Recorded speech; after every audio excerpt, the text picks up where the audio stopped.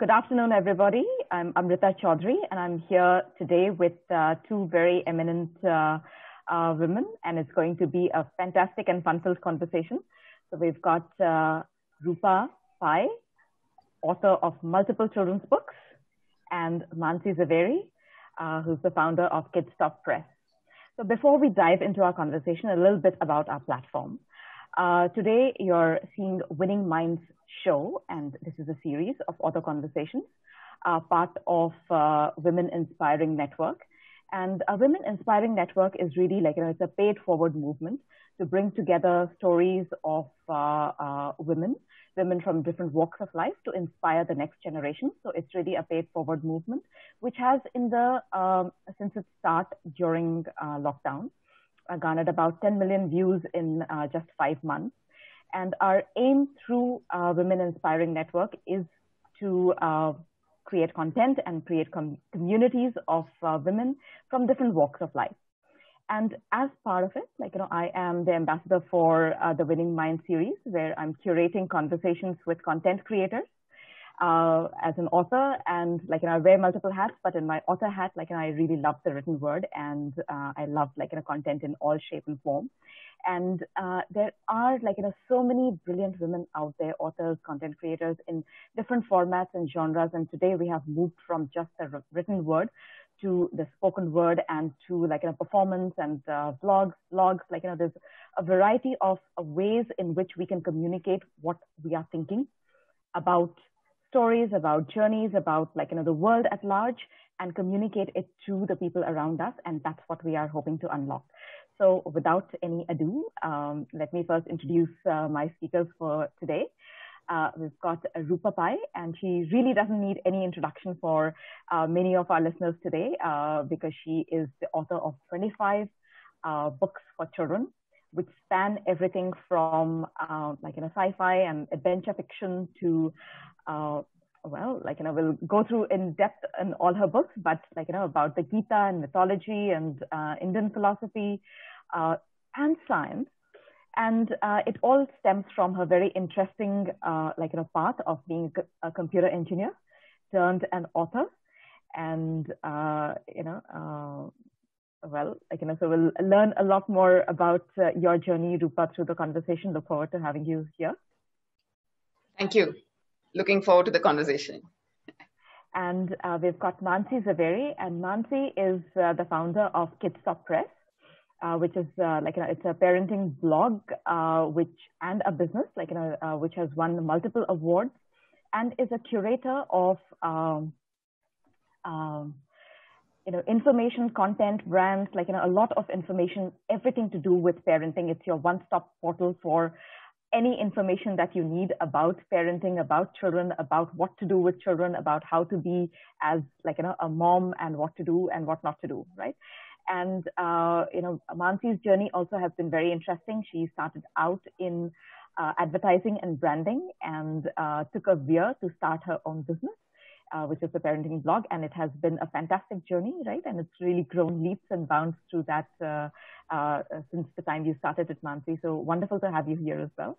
Yes, likewise. Thank you, Roopa. What will be common in both our journeys is you didn't know that people are going to recognize you so easily, and you're going to be like a household name with families for sure. And neither did I. I think that's the fun part about starting out because you believe in something, and I don't think either of us foresaw that success coming at all. No, I think it's fantastic. So, Roopa, let's begin with you. Tell us a little bit about your early journey. What brought you into creative writing, and you started out with a traditional career, and from there you veered into creativity. So, what was that decision like? What was the journey? Actually, it was the other way around. I think I always wanted to be a writer, but the engineering was a detour because I come from Bangalore, and I grew up in the 80s and late 70s and 80s, and there were only 2-3 options available for kids who were right in science, who didn't find science and maths difficult. Then, come on, you can't just be a writer and things, that's something you can do without studying, without work. This is what, and it also came from my mom's belief that her daughters and women in general must be professionally educated so they would be able to stand on their own feet financially and would never have to depend on anyone. So she was very clear that, you can go away and do what you like after you have a basic professional degree, which is why I went into engineering. But I mean, I really consider myself one of the lucky ones who always knew what gave her the most happiness. And that was, for me, was just sitting and writing out my thoughts. My really best way of expressing myself was through writing stuff. And I've been doing it since I was 8 years old. So yeah. So the engineering was the detour. Was the beer. Yeah. And so did you work as a computer engineer for a few years before you decided No, never. Actually, I just finished my engineering and gave my degree to my mom, and I'm like, okay, bye. I'm off to try. Here's the degree you wanted me to have.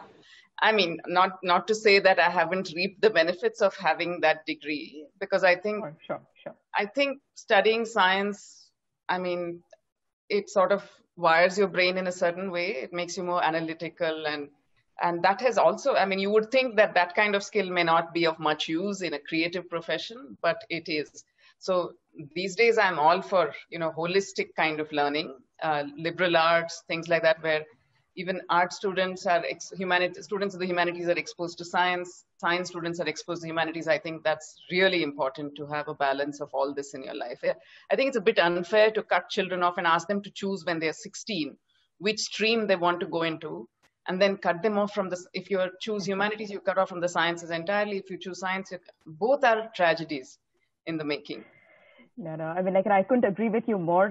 See, from a business lens, I can see that, what we talk about today is a T-zone personality, where you have the breadth, you have a depth area, but you certainly need, the breadth and the, bringing in the analytics side and the perceptive side of your brains together, and the creative side together. So couldn't agree more. Roopa, let's talk a little bit about Mansi, let's talk a little bit about your journey. What inspired you to start Kidsstoppress? And also, it's very interesting because there's a lot of people who blog, right? But there are very few examples out there who've taken a blog and made it and transitioned it into a successful business, right? So, what were the ingredients of really taking the leap from being a blogger in chief to CEO of Kidsstoppress?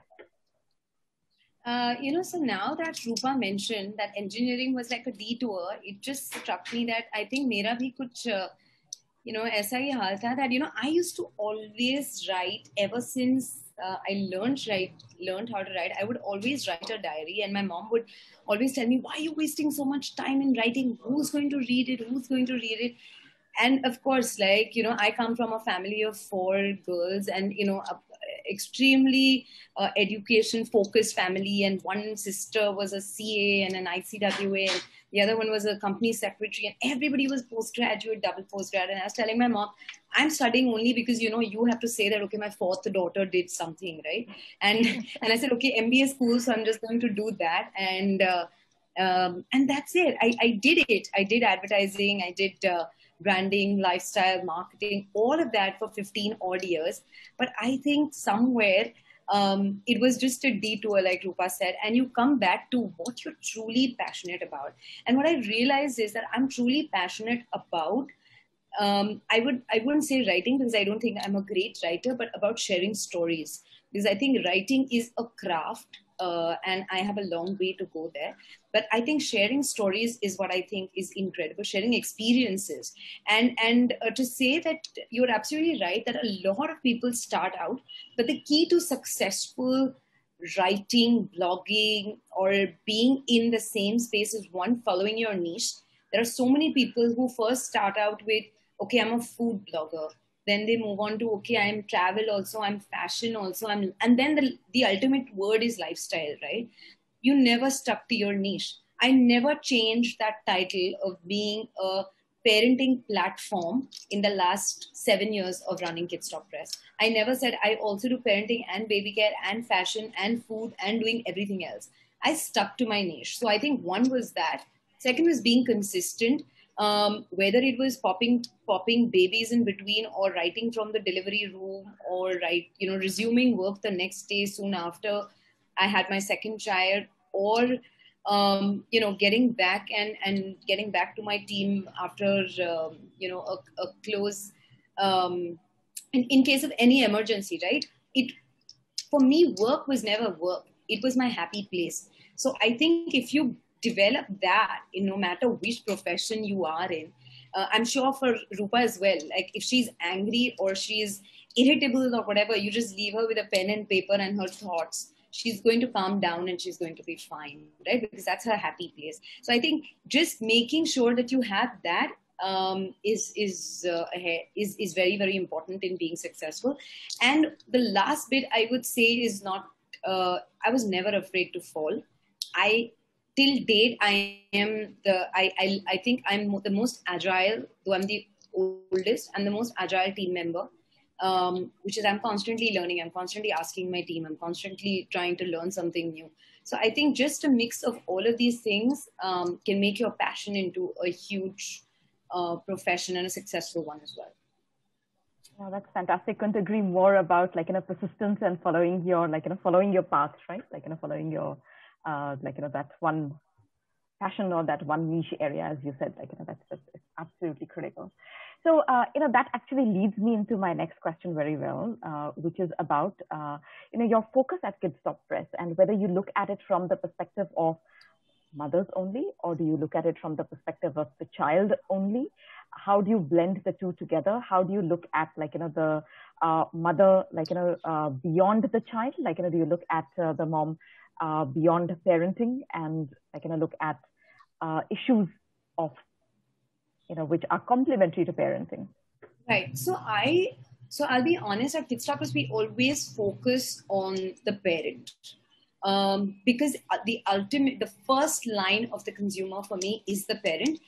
When we write on anything, whether it is recommendations on children's books, what to read, how to get your kids to read, or podcasts they should listen to, or audiobooks they should listen to, or whether it is about making sure in terms of nutrition, fitness, online schooling, for me, I have always focused on the consumer and the primary consumer. For me, the primary consumer is the parent. And I would say not only the mother, while of course a large part of it is still, there is one primary parent in any household, whether it's the mother or the father. In 95% of the households, yes, it is the mother. But what we are seeing, and when I started out, say 7 years ago, I would say maybe 95% of my audience was the woman. Today, I've brought that down to 75% women and 25% men. So yes, we are seeing that shift, and it's always the parent we're communicating, because children at least under the age of 12 are not somebody that we want to target or speak to. And of course, what is very, very important is that we make content and discovery-led content which is worth a parent's time. So no matter how much time anybody has spent, whether it's my social team or it is the editors, we make sure that there is only one filter. If it is not worth 2 minutes of that consumer or the parent's time, it does not make the cut. No matter who it is, it's the editors, it's the social team, or it's our guest writers. We have over 500 odd writers contributing to Kidsstoppress across the globe today. It does not make the cut if it's not worth the parent's time. Fantastic. And thank you. I stand corrected, and I should have, said parent and not moms. So, because we're all, working mothers over here, and with, multiple hats. So obviously we need equal parenting in the household, and I couldn't agree more, right? So, Roopa, from your perspective, when you are writing, do you think of the child only? Or do you think that sometimes the parent is also a reader, and do you need to have a lens, that, while you're writing, that you need to cater to two audiences? I'm actually not even thinking of the reader when I write. I'm thinking of the child in me and what I would have liked to read and what I would have liked to say to that child. And I'm just enjoying the process of writing. I'm not really thinking about it at all. Whatever pours forth, that's what I'm writing. Whatever I'm saying now is after the fact. When I look back in hindsight, I'll come up with, this is what made me write this. But actually, as a creative person, it's just I have an idea. I want to put it out there. I think it would appeal to children. And I don't have parents. Definitely, I don't have parents in mind when I'm writing the book at all. I'm only thinking of how to engage. I'm not thinking of children either. I'm just thinking of how to engage an intelligent being, an intelligent reader who has space in him or her for fun, I assume that they are intelligent, they are curious, that anybody will open up if there is a good story to be told. It doesn't matter what the story is about. It doesn't matter whether it's fiction or non-fiction. So I try to speak in that conversational tone. And I usually write about things that I am myself excited about. And I hope to convey that excitement to the reader through my writing, through my words. So I'm not really thinking of who I'm writing for when I write. Yeah. I think it's good to be in that bubble, right? Like, because then, like, you're not. I mean, I don't know how else to be. That's the thing. I have not ever been anything. We all, if I was to cut in, we all write for the idea and the insight. So correct me if I'm wrong, Roopa. I always have an insight that what's the problem I'm solving, or what intrigued curiosity, or what is somebody else struggling with the same insight, and you're always trying to address the insight, I think, and the audience is after that. Is that the process as well? Yeah, like when I pick a subject, and usually I pick a subject that I'm not very well versed in myself. So then that joy of discovery, that aha that comes to me when I crack it. Or and that I immediately want to share. So this is one of the things that whenever I find something that is exciting, I share it. So my family and my friends, poor things, are the first. They're constantly,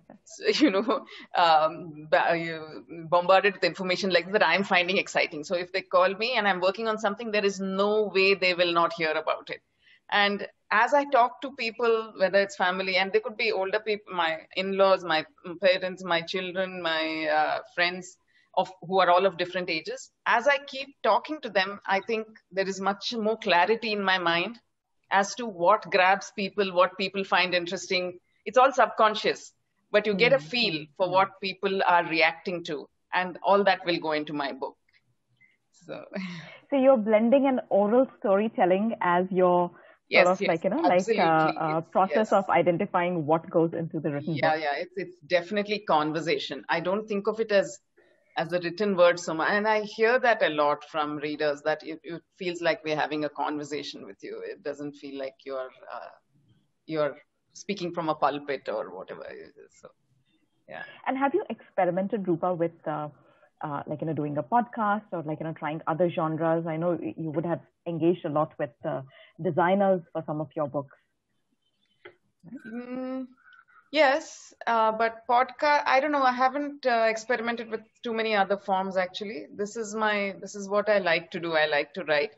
I do like to talk to people as well. In my other life as a tour guide with Bangalore Walks, I tell stories about history, about Bangalore and Karnataka's history to groups of students mainly. Even there, I work with children most of the time.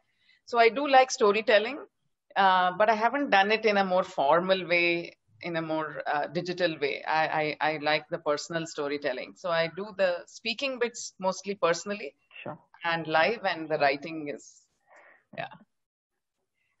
that's fantastic. So, Roopa, from your thing, shifting back to Mansi for a little bit. Yeah. Mansi, you are obviously publishing content from the 500 authors that you talked about, 500 contributors, but they are across a variety of formats, right? You've got videos, you've got blogs, you've got podcasts, right? And you mentioned you had recorded a podcast with Roopa. So how does it work? What's the reaction that you're getting from different mediums, and what works well in certain mediums? What kind of content works for certain mediums, and what doesn't work for other mediums? Sorry. That's a very, very interesting piece of the question, right?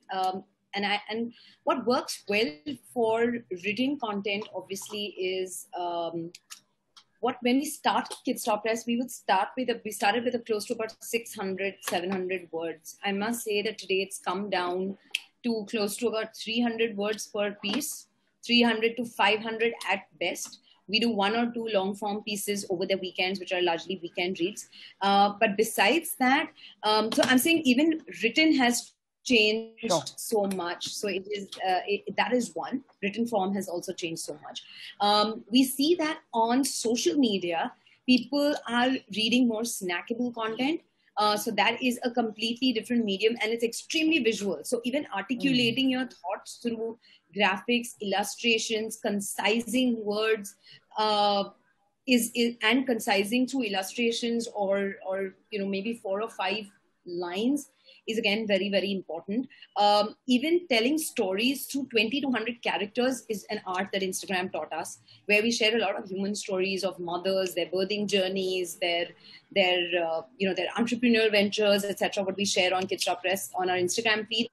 Again, as concise as 20 to 100 characters. When we talk of YouTube, we're talking of conversations in long form. People spend a lot more time on YouTube, and it has to be strangely, the videos that have done the best are the ones which we possibly invested least amount of time in.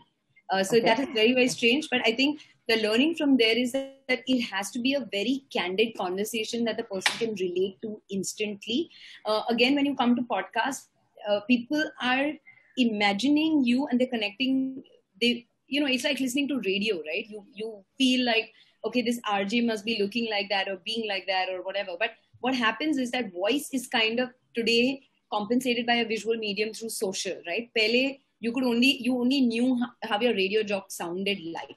Today, you can even follow them on Instagram and know how they look, feel, do, be, right? So I feel that is an overdose of information, and that makes it even more difficult to kind of create that suspense in each medium that you are on.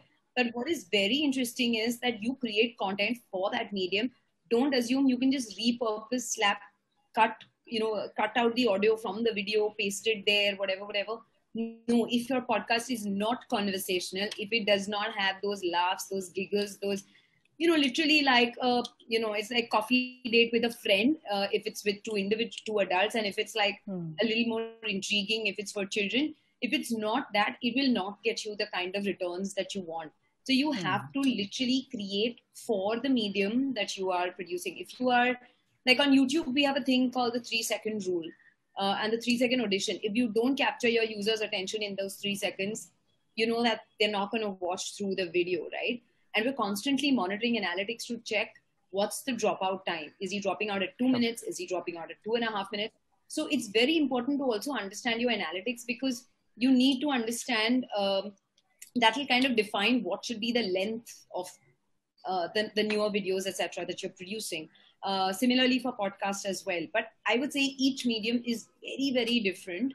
And you need to completely understand your audience there and then create for that medium. Don't assume that you can cut, copy, paste, or repurpose from another. Your thought process, your central thought process could be the same. So example, if this one is on how to nurture children, the topic can be the same across the mediums, but the content may vary, the tonality may vary, the writing may completely vary. So it completely depends on that. And how large is your social media team?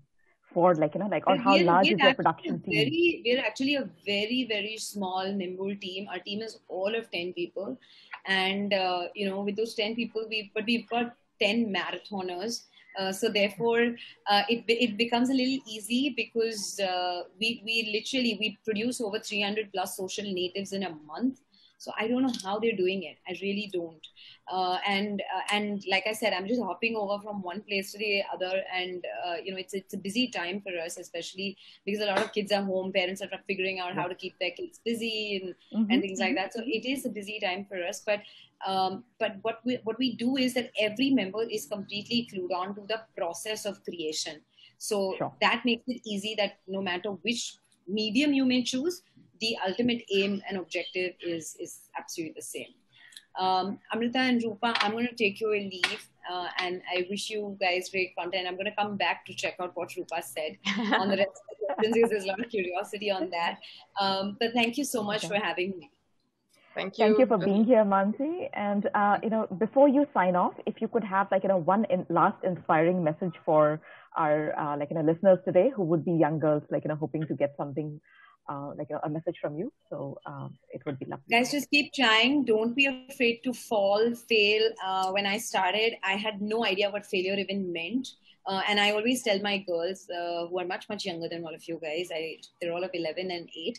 And I tell them that there is only success and learning. There's no word called failure, because if you didn't learn through that process, then you wouldn't be able to get back to success again. So don't worry too much. Don't overthink success. It's a moving goalpost every single day. So just do your thing and have faith in what you're doing and just be consistent. Yeah. Thank you so much, Mansi. Thanks so much. Bye. Bye.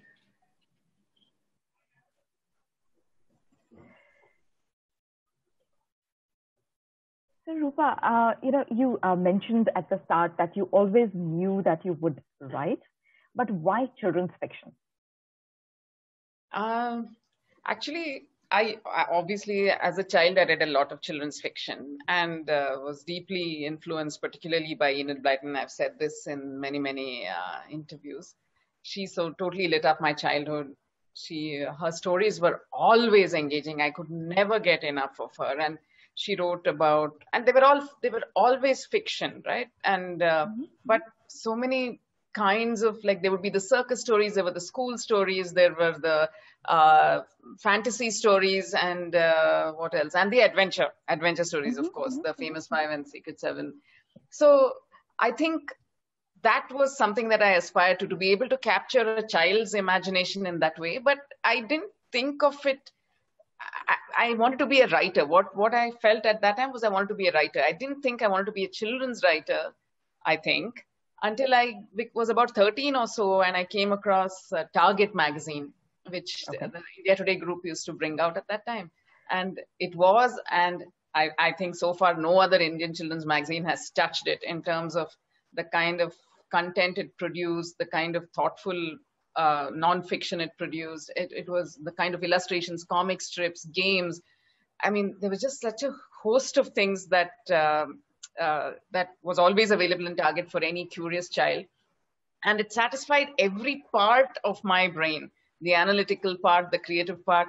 So it was lovely. And what I felt when I read Target for the first time was that, hey, because, I've said this in other interviews in the past, but reading Enid Blyton so obsessively in my childhood, what it led to was it made me feel that the only downside with reading so much Blyton was that I grew up feeling that British children had a far better childhood than I did.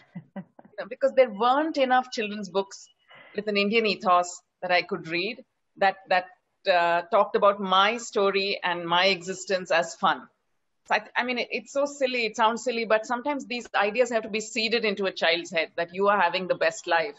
If this is not there, then you get seduced by other people's stories. And that happened to me a lot. Of course, I loved Indian mythology. Amrita Katha was a mainstay of my childhood as well. But again, they were not talking about children like me. They were not talking about the modern world. It was the past glory of India. So while I loved it, it wasn't my story.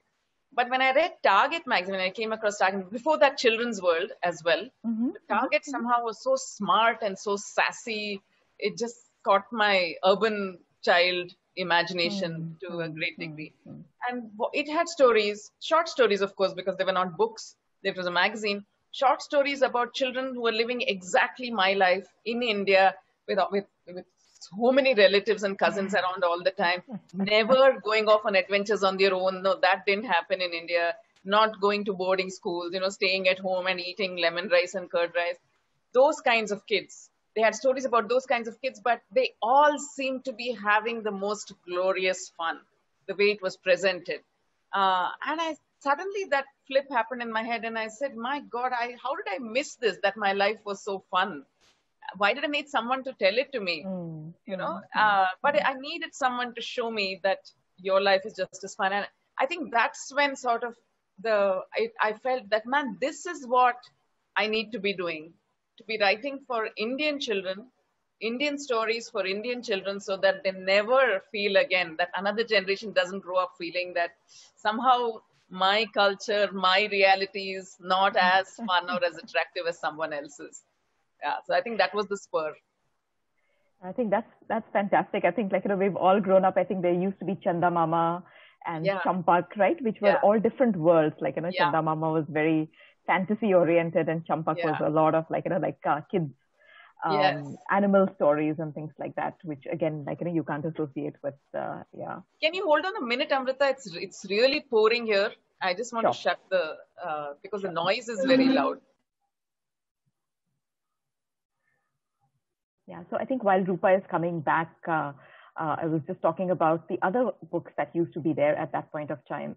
Chanda Mama, Champak. There used to be another periodical called Nandan.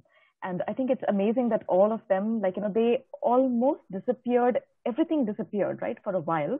Yeah. And then there was a resurgence in a different way through children's publishing that happened in the last decade or so. Absolutely. Right? Absolutely. Yeah. And now, there are children's literary festivals. There is, there's a lot of focus back again on the child. Yeah. And, this concept that you were talking about, that you need to have, you need to spark the creativity of the child and the imagination of the child, and not just go and do mathematics. Yeah, sure, of course. Yeah. Great. So tell us a little bit about the Taranauts series, and that's really exciting because, it's an 8-part series. So, I say J.K. Rowling always talks about how Harry Potter emerged in her imagination all at once, the entire story. So what was it about Taranauts? How did that emerge? Okay, so Taranauts happened because my first editor from Target magazine, who I had completely lost touch with for several years, came back into my life. I had been away also. I had been traveling. I wasn't in Bangalore. I had been away for 12 years, and I came back with 2 kids into, and then she got in touch with me out of the blue and said she had read one of my stories in a children's magazine. And that's exactly the tone she wanted. She had just taken over as editorial director of children's books in a new publishing house. It was not a new publishing house, but it was setting up shop in India for the first time, called Heshet, and Vatsala was my editor. And she said, that's the tone I want in my children's books. Will you write some books for me? And I'm like, I have written stories, of course, I love to write, but I've never and you're saying books in plural, what does that mean? So she said, yeah, I'm thinking of a series. And that was a huge challenge. I didn't actually think I could do it. But the story didn't appear to me it wasn't like that. So it was in response to a request. It was not that the story suddenly came into my head. I wrote off a draft. I sent it to publishers. That was not how it worked. It was the other way around. She said, think about a story. Let's think of a story, And at that time, I was very deeply involved with, as I am today, but we had just started Bangalore Walks, which is this heritage walks and tours company. And we were taking children a lot to, and adults to temples as part of the heritage tours. And I had done a lot of reading on Hindu iconography and temple iconography and things. And what had fascinated me was something I had never known about, that in the 11th century, 10th century temples of Belur and Halebeedu in Karnataka, those were the temples that we were taking people to. There is a compass set into the ceiling, carved into the ceiling. And the compass had, you couldn't tell which direction was which unless you could recognize the 8 guardians of the 8 directions. Okay. So if you knew which one that was, either by the weapons he or she was carrying or the animal he or she was riding, only then you would know, okay, it's that god, and therefore that direction is that, because he's the guardian of, or she's the guardian of that direction. And I thought that was because I was very clear, whatever book I wrote, it would have to be somehow, it would have a deep undercurrent of Indian mythology. The creatures would not be gnomes and goblins and fairies. They would be something very Indian and drawn from our own heritage and things like that. And so this seemed to me like, when you say Ashtadikpalakas, the guardians of the 8 directions, it sounds like all, oh God, old-fashioned, that's fuddy-duddy. But if you say guardians of the 8 directions, it suddenly sounds very hip for children. And I said, okay, so maybe we can create a series based on these 8 books with guardians of the 8 directions, something like that. That was sort of the genesis of the idea. And I didn't want my protagonists to have magical powers. I wanted them to harness the powers of science and their own potential, and to things like not so much magic, but finding your own potential and living up to it. So that was the kind of, but it was all influenced by Indian philosophy and thinking. The story didn't come to me at a shot, but the structure did come to me at a shot, because like I said, I think my engineering trained brain has to have structure. I can't function in vagueness. So I was like, okay, so there are 8 books and there are 8 worlds, and maybe this will have something like 32 suns shining down on this fictitious world, that a parallel universe that I created for the books. So the action all happens in a fictional universe called Mithya, and there are 8 worlds there and various. So it suddenly became a base 8 thing for the math person in me. So everything became based on 8 rather than 10. And then I said, okay, so there are 8 books. Then let's say there are 4 puzzles that these children, the protagonists, the Taranauts, have to crack, which have been put there by that supervillain. Okay, so they have to go after them, and we'll have 4 riddles or puzzles per book. And then suddenly so that much I had, because, I had always as a child enjoyed books in which the reader also gets drawn in, because he or she has to solve puzzles or think independently and then feel like one with the protagonist, So that was that much structure I had. And then I began to write with no confidence that I'd be able to write 8 books. Once I finished the first book, I was like, I'm fully fictioned out. I mean, all my creativity is used up in this book. How will I write another one? But it happened. Yeah. And it ended up being the first, India's first series for children in English. Yes. Like I remember, and I think I mentioned to you, I remember meeting Vatsala at that point of time, because I was my book was coming out with Hachette at around the same time, the second author that Hachette India published.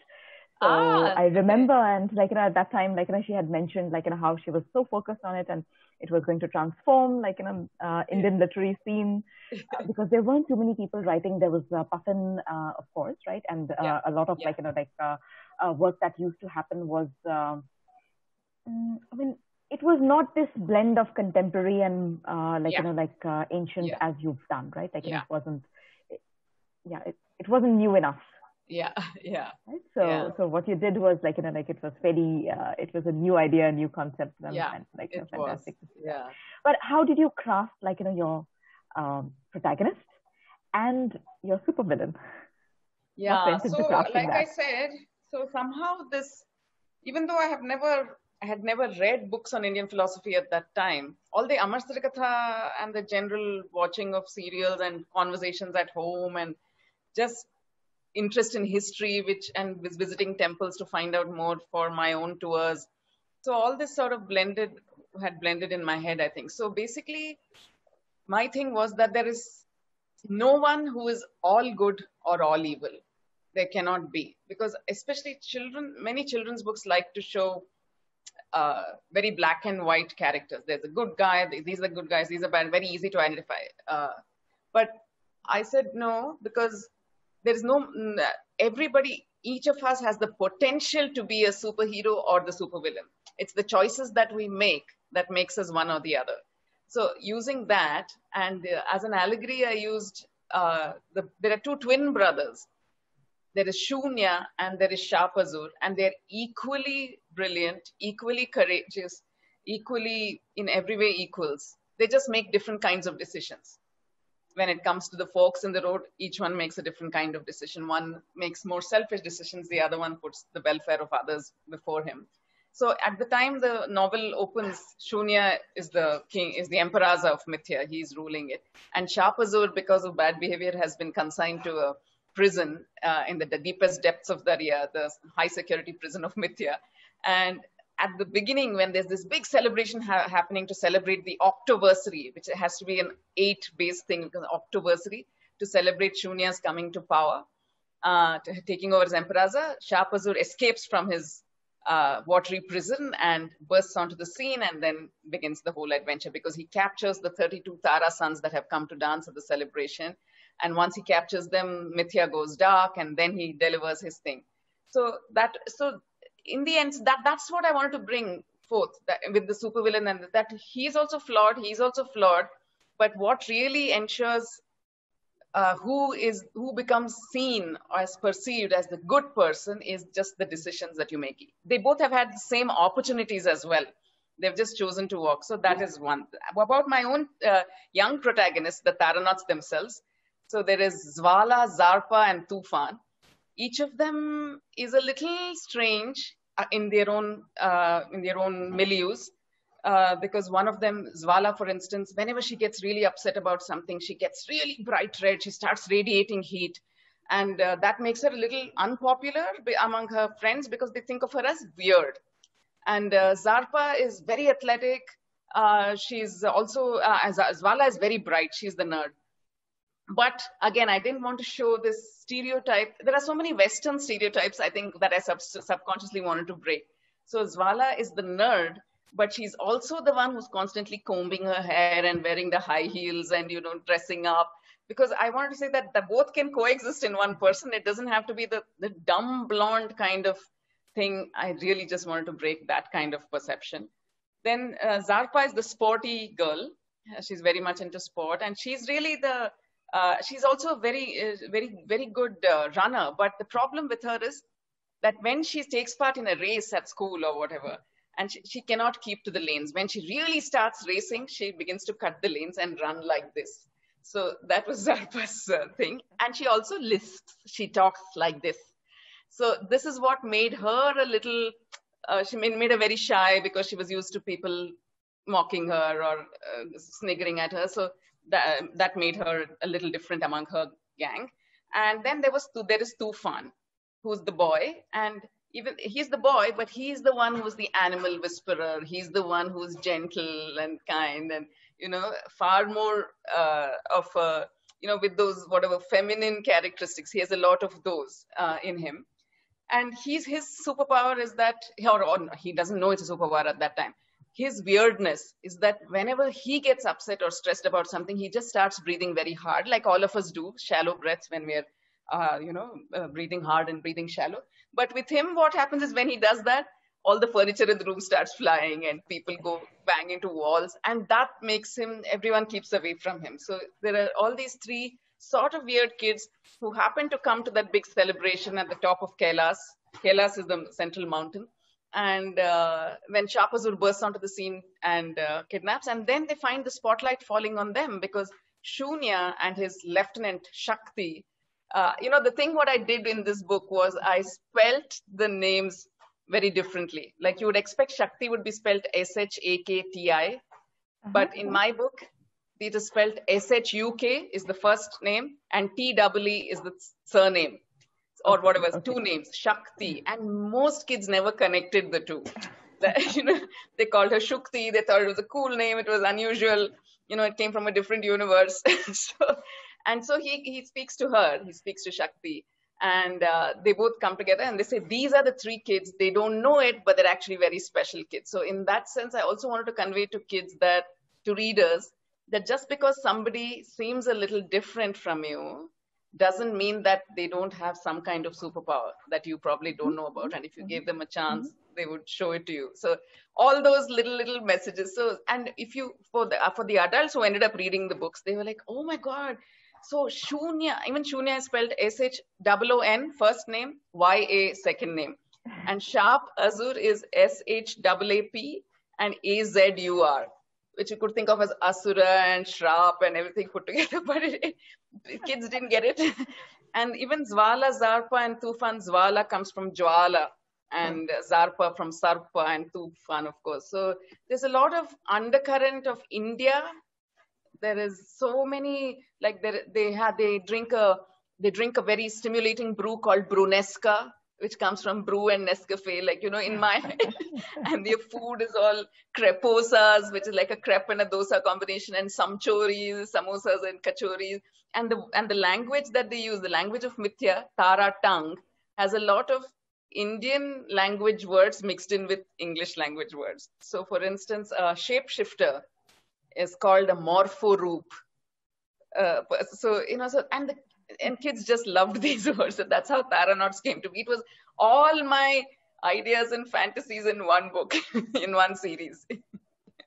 No, it sounds like absolutely fascinating, and that it was also perhaps a time when Marvel was seeing a resurgence around the world, right, through the franchise and the movies, the whole Marvel universe, right? Yeah. To some extent, the kids who were getting into Marvel universe could have an alternate universe also to dive into, right?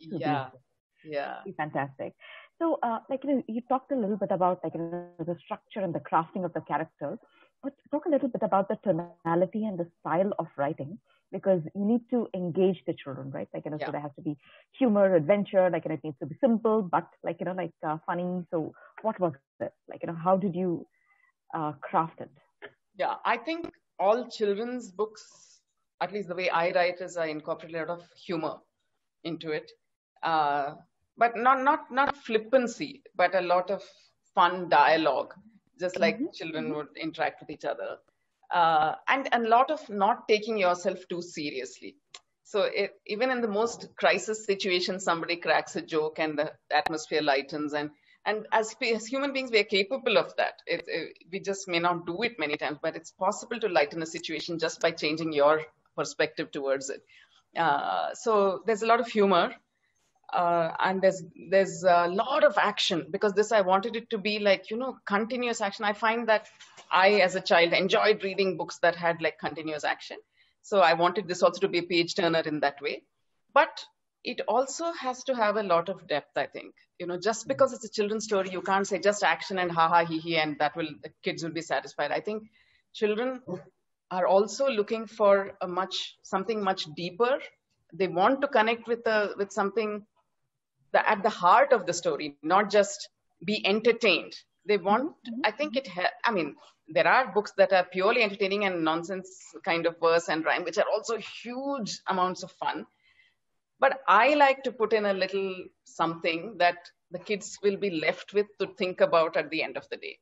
So, and I always like to end my children's stories on a note of hope. I don't like children's stories to be too open-ended or too despairing. They shouldn't end in despair. So these are my things. And also I believe in using language that, even if it's a little above their the kind of language they understand, use some nice words. If you feel that the occasion warrants it, that piece of writing warrants it, put it in there. Because always nice to leave it a little aspirational. And children, for instance, in the Taranauts books, there's an entire universe, right? So time is different. It's not 24 hours. It's 48 dings in a Tara day. And then dings are divided into dinglings. And then weeks are called octets and octons, and years are called something. So there are so many words. So there's a little glossary at the beginning of the book. And when I met children and their parents live, it was always the parents who told me, oh my God, I had to keep going back to the glossary to understand what you were talking about. Not one child has ever told me that I didn't understand what you were saying by those words. Sure. So children, they just figured out it was a unit of time. It doesn't matter to the story. Children don't feel they have to be in control of a situation. It's only the adults who want to control their worlds. Children are happy to be swept along with the tide. So in that sense, I think I definitely do not underestimate my readers. I think they have far more capability. Yeah. And they're very perceptive beings, right? We think of them as, and they're they too young know to perceive. Very well when you're trying to be condescending, or you're not being respectful enough of their own abilities to understand the situation. You're over-explaining. There's no need. They get it at their hearts. They're all old souls. I truly believe that only their bodies are young, but their souls are old. So just 1 second. I'm so sorry. Sure.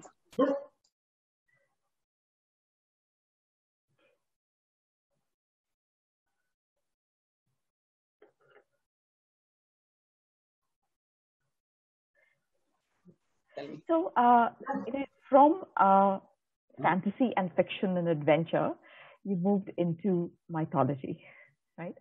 So you had Mahabharata, Gita, Upanishads, which are a very typically dense, abstract, very at the esoteric end of Indian philosophy. And you've got books for children on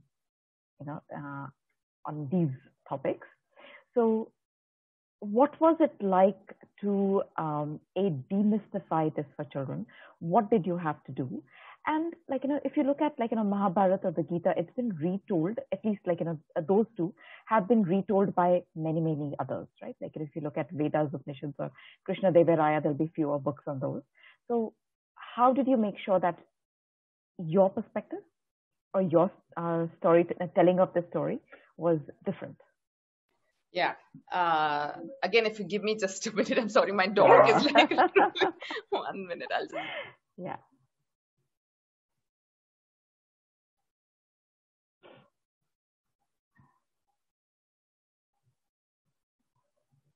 So I think while you were waiting for Roopa to come back, I'm just hoping that you're having a fantastic time listening to her.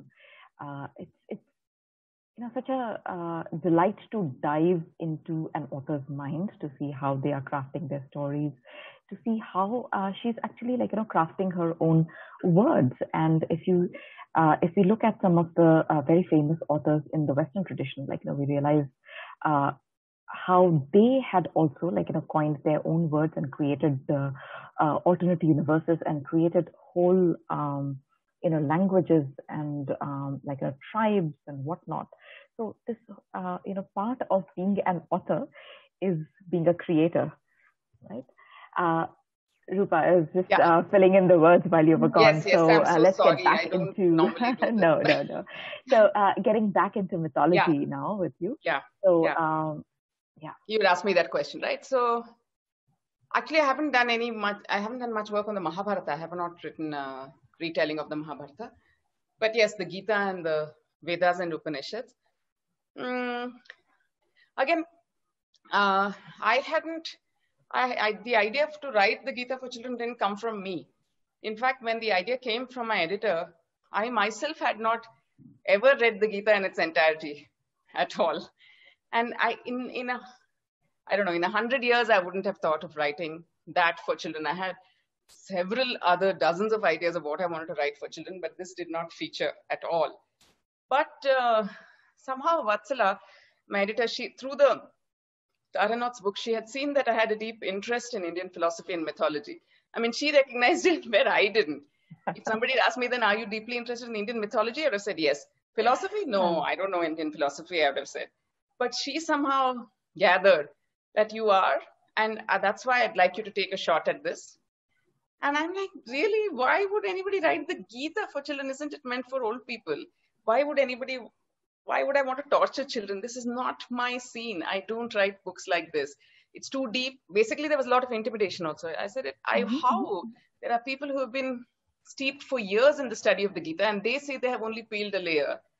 So what gives me the credibility and you the courage to trust me with this kind of a project, but somehow she was very clear that I know that it will speak to you if you pick it up and do it. And after resisting staunchly for 6 months, I finally took the plunge. I began to read with the help of an aunt who knew a little bit about it. So she lent me 3 of her favorite commentaries on the Gita, and she was excited about it. And she sort of said, I think you should really give it a shot. I don't know why you're resisting so much. So I said, okay, fine. And I began to read it, and I was frankly mind blown. And I was like, this is such a fabulous text. And why have I never read it? And it truly spoke to me. I mean, in the sense, there was a certain alignment I felt with what this 2,500-year-old text was saying. I felt that, the words were just so fresh. And somehow I felt that I had always thought this way about many things, but this was validation that no, it is, other people have thought this way too, that this is how life should be, or what. Just sort of, I don't know how to put it, but I immediately felt that I must tell this story, or relate this or pass it on to children as well. And I could see instantly how it would also help children. It definitely was not meant only for people of a certain age, or a certain religion, or a certain country, or a certain generation. It was truly timeless. And now the challenge was how to do it. Because yes, like you said, it's been done so many times. And once again, because I had just got into it and read a variety of things, I could see what worked for me and what did not. And my other side as a children's writer, knowing what works for children, sort of helped me put together. So I realized that I don't know, there might be books like, but none of the books that I came across, none of the commentaries storified that episode. It was always shloka by shloka, or it was always deeply at some philosophical level. And when there were a few books, Bhagavad Gita for children, but they just used simpler words, but they didn't simplify the philosophy. So again, I couldn't see how children would be able to relate to that. So I said, okay, I just have to put in an entirely new approach. I mean, it was very scary because the Gita had not been dealt with like that. So there was no precedent. But I said, this is how I feel about it. So I'll write. So in fact, that particular book, every chapter, otherwise usually I finish the book and then send it to my editor. But that book, chapter by chapter, I would send it to her for feedback. And I would send it to my aunt who was, I'd send it to 3-4 people whose opinion I respect. I said, am I doing this okay? Am I getting too irreverent? Because one thing I was sure of was that while I could treat it lightly, I could take some parts of it and be light with it. I could never be irreverent with it. I did not want to be, definitely not. And I wanted to convey to the children the beauty of that it was an ancient text. I never wanted them to lose sight of the fact that this was an ancient text. So that's why I did 2 kinds of writing in the book. The first chapter, like the one part of the chapter of every chapter is the actual what happened in the war and what was being said. And that's written in a more classical style of English. And then there are these gray pages, what we used to call the gray pages, like slightly different colored pages in between, which are called lessons from the Gita, which pick one particular lesson from that chapter and then talk about it in very conversational language with the children of today, giving examples from their life about how they might apply that lesson in their life. So I think that balance worked well because I didn't want it to be all in conversational style because I didn't want them to forget that this was a very ancient and revered text. So it had to have that kind of a little formal language for it. And then, but that is the book. But how I talk to you about it is different. So then it becomes conversation. So we did various experiments and it came out quite well. And then once that happened, of course, Vatsala said, now Vedas and Upanishads. And I'm like, no, and I resisted that. And I said, I'm not going to be classified as that kind of writer. I'm interested in so many other things. And then I went off and did a book on economics and various, a book on life skills for children and Krishnadevaraya. And then the pull was too strong because I had explored that landscape. It had been transformative for me, myself, just researching that on many levels. And I did want to go back to the prequel, like the Gita is a distillation of the wisdom of the Upanishads. So I wanted to get into the Upanishads and say, what did Vedavyasa leave out when he was creating the Gita? Distillation, what else was written? So that curiosity was there. And how did he condense all of that into this very sweet, compact 700 verse text? So then I went back and did the Vedas and Upanishads, which again was illuminating and life-changing and very beautiful. So enjoyed it very much. I can imagine, it's I'm inspired now to go and read your book on Upanishads. Yeah, because that's one of those, That those are books that I don't mind at all. Like even though it doesn't seem like self-promotion to me to say you must read it, because I think it's not about what I have written, but what I have been a channel for.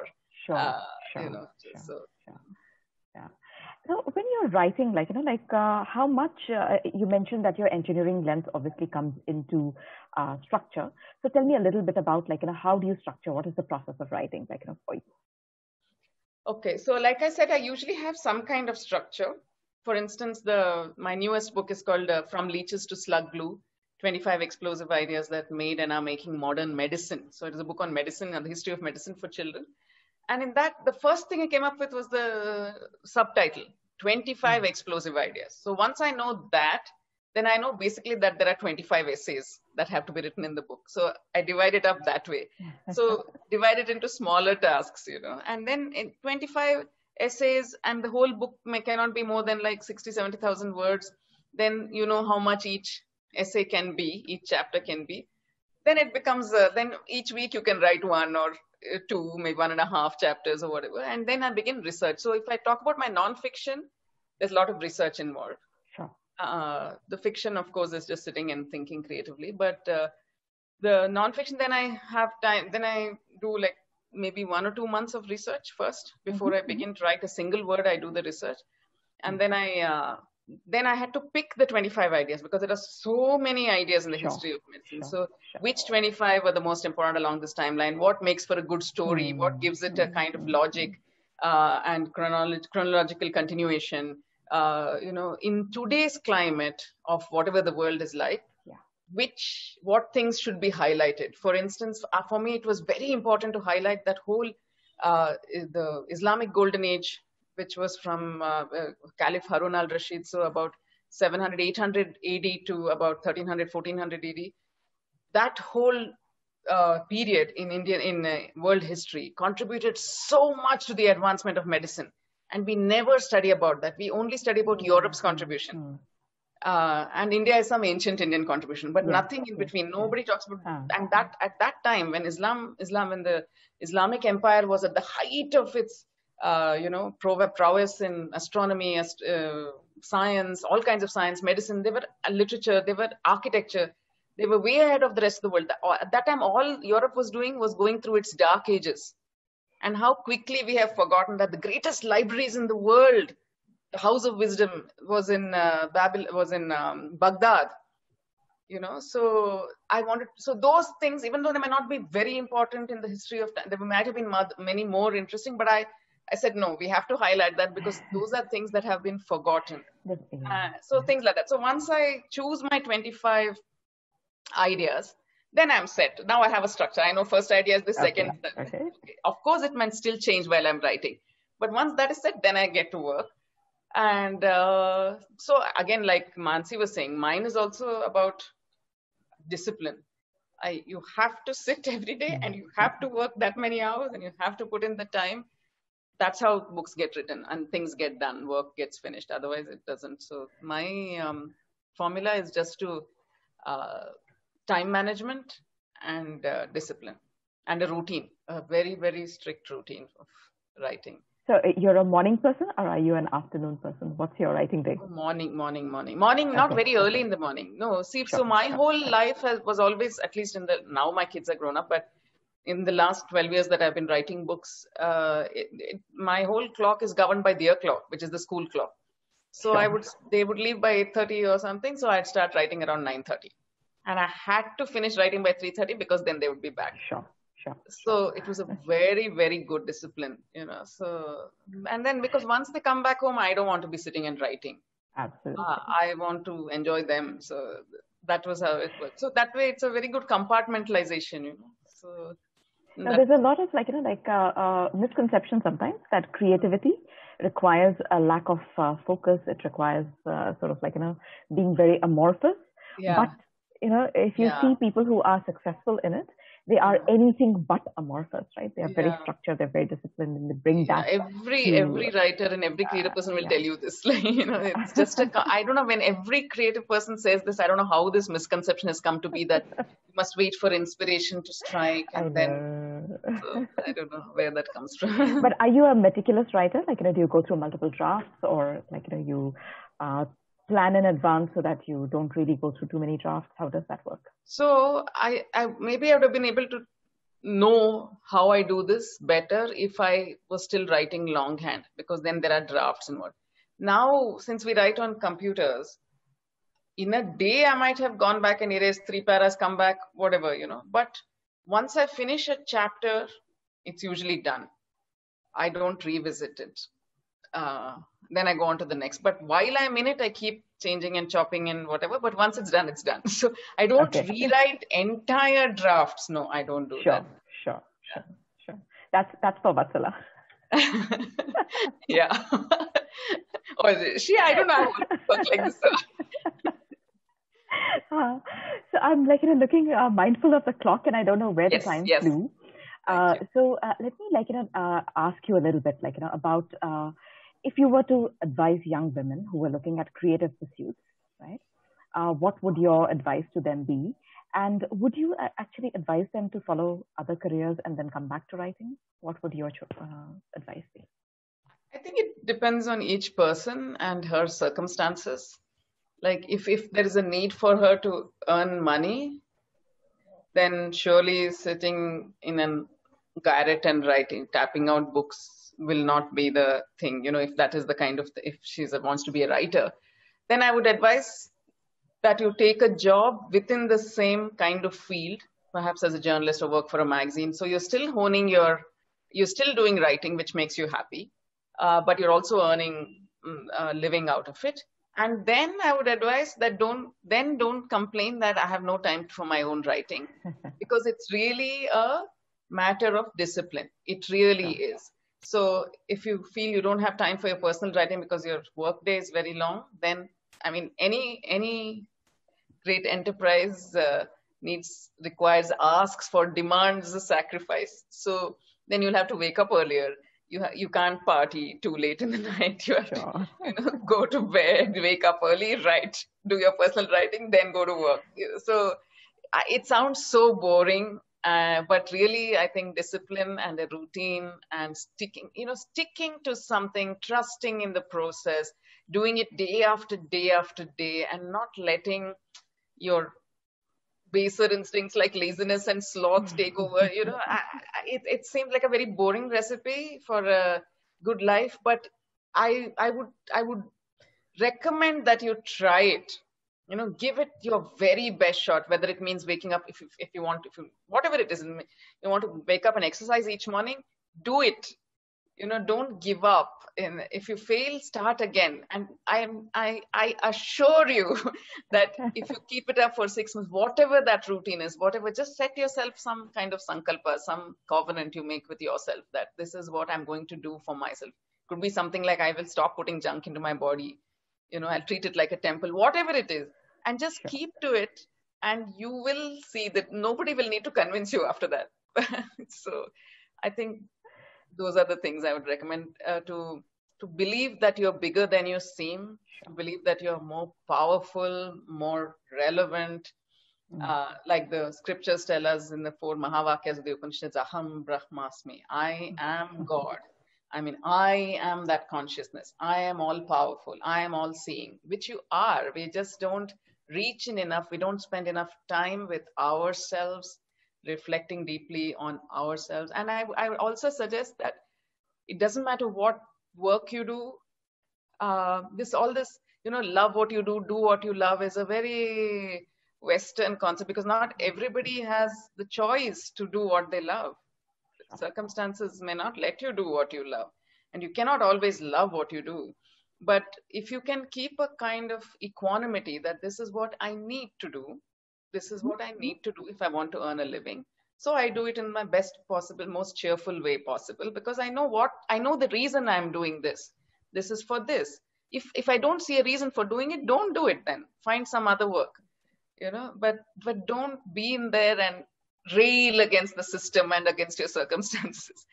And when you choose a job, try to know yourself really well before you pick a job, so that your job aligns with your nature. Don't go after a job because it's supposed to be prestigious, or it's supposed to be cool, or everyone says it's very trendy. That what aligns with you. You could be doing the most boring job, maybe school teacher. I mean, I'm not saying I love to be a school teacher, but if in your opinion, being a school teacher is very boring, having to deal with brats every day, whatever. But if that is the kind of thing that makes you joyful, do it, because doing your job, whatever it is, that is how joy comes. Not from saying, this is my passion in life, I will follow it and I'll be happy. Not everyone has a passion. I think the passion is doing whatever you are doing with such great dedication and joy that the journey becomes the reward. There's no, so that is my... Beautiful words, Roopa, and I know that you mean it, right? Because you're living that life of, right? Yeah. Of, as you said, Aham Brahmasmi, and exploring, showcasing your potential to the world, right? So because each of us is a god. We just have to find that divine in us and align with it. And how does, if you were to tell a message to the Win Inspire listeners today, of how do they take themselves and take this potential and make it meet the world? What would that message be? I think you have to, you don't have that goal that I want to make my potential reach the world. Because this is the whole thing of Buddhism or of Hinduism or everything, is like, don't work with expectations. Do your work, whatever you're doing, do it as a sacrifice to the universe. I mean, if you can just think about, look, the sun rises each day, and if he didn't, we'd all be doomed. But he does, and he doesn't ask each of us that, that if you don't do 12 Surya Namaskars for me, I will not rise. He does it because it's his dharma. It is the nature of the sun to rise, and it is what his responsibility. So he does it. And if each of us can treat our work, whether at home as mums or daughters-in-law or sisters or wives, or as employees or employers, with that same kind of dispassion, that I do it because I must, and not because I love it and not because I hate it, but because it is my duty to do it, and it is in my nature to do it, and it's my responsibility to do it. So if you work like that, saying that I have so much already given to me on a platter from this world, just the trees outside my window, and the fact that I am healthy in the middle of this COVID pandemic. So if you can think like that and say, just for this, I will also show gratitude by giving my work as a sacrifice and offering it to the world with no expectations. Except I will work with joy. That's all. And my joy will radiate out and make many other people joyful. And success and all that are all man-made things. But if you can access joy within yourself and peace and contentment, that you'll be the happiest person, most successful, most powerful person in the world. Fantastic, Roopa. I think on that message of joy, thank you so much. Thank you. It's really been wonderful having you here, and wish you. Thank you, Amrita. Thank you so much. Thank you. Bye.